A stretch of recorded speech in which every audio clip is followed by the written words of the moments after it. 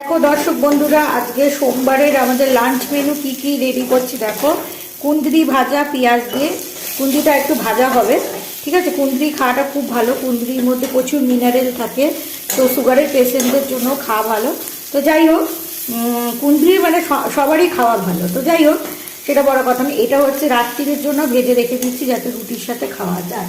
তো চলে এসো এখানটায়। তো এখানটায় হয়েছে মিক্স ভেজ, ঠিক আছে। সমস্ত সবজি বাটি দিয়ে বানিয়েছি মিক্স ভেজ। আচ্ছা, গতকালের ডালটা বেঁচে গেছে, এটাকে তো ফিনিশ করতেই হবে। আর গতকালের মাংসের আলু বেঁচে গেছে, ওইটা দিয়ে ডিম দিয়ে পুরো একদম পাইল করা যায়, রসা রসা কষা চষা, মানে এরকম টাইপের বানিয়ে নিয়েছি, ঠিক আছে।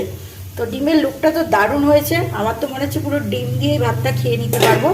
তো ঠিক আছে না, আমি মিক্স ভেজও খুব ভালো খাই, আমি শুধু শুধু মিক্স ভেজ খেয়ে নেবো। তো এই হয়েছে লাঞ্চ মেনু। তোমাদের কি হয়েছে অবশ্যই জানিও কমেন্টস করো।